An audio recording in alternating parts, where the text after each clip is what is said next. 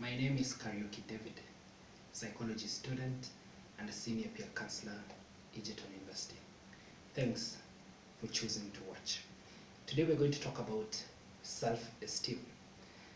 When you come into any tertiary institution, be it a college, university, whatever the other names, synonyms they give to tertiary colleges, you have an urge and a thirst to pursue what brought you initially to campus, your degree, your diploma, your certificate.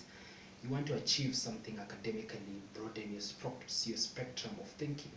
Self-esteem plays a role, first to begin with, in describing what it really is so that we can melt down into the other details. Self-esteem is described as self-esteem is described as having attributes such as self-worth, self-respect, regard towards self, that is most of the time positive, not necessarily negative, though that is also an element. And when you're looking at self-esteem, who you are at your journey in school, it plays a big role. First of all, in your early years, you just focus in achieving, your academic goals. With time, you enter into the phase of wanting to explore other things that you can do. If you can remember the last video we posted about understanding your psychosocial needs and achieving them as time moves on in your life in campus or in college.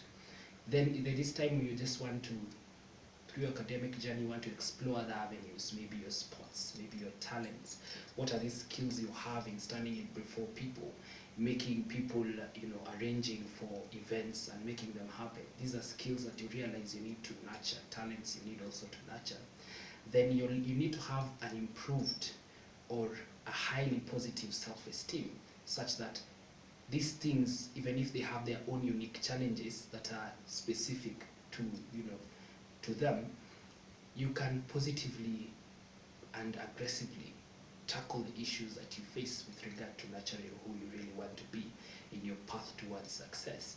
So with self-respect, with self-worth, how then do we know our self-worth? Is when you challenge yourself, you listen to people around you, they tell you you can do this, you can do that. Then it is upon yourself, put an initiative, having these little goals in life. You can do this assignment, then you do it in a record time. You realize your level of concentration. You realize you can beat deadlines. When you're told, I want you to make sure we meet at a particular place, you can organize that so-called event, make sure people are seated or they're doing something, and you have achieved in making that event colorful. Maybe in sports, you just need a little bit more time, a little bit more diligence, more hard work, even smart. Smartness is also a quality under the bigger umbrella of self-esteem. I also want to bring in an element that best describes self-esteem, and that is, in psychological term, narcissism, or an individual being narcissistic. Narcissism is an element where an individual seeks to have an improved or an additional worth to the qualities that they already possess. For example, you are aware you have a quality such as respect to others, self-respect, issues such as, good principles, as an individual, the principles that you hold. Then when you understand these dynamics, you're at a better place to appreciate yourself even more. But caution also need to be taken in understanding this thing we call narcissism. You need to make sure you see the thin line between narcissism and narcissism personality disorder. The latter is actually, in psychology, in clinical terms, a disorder, where this obsession is these kind of qualities under narcissism, or the qualities that you attribute towards yourself or you possess, are taken towards the extremes of obsession, where you disregard what other people are telling you. You don't think if what they are telling you is worth.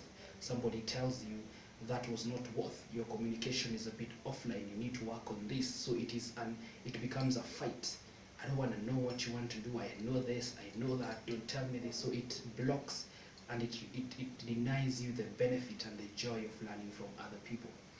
So those are the little milestones that will make you nurture your self-esteem throughout your life, and when you're almost finishing or even within your journey, you realize I'm good at this, and you perfect it, and you become this so-called guru in that aspect of, in that career, in that skill, or in that talent.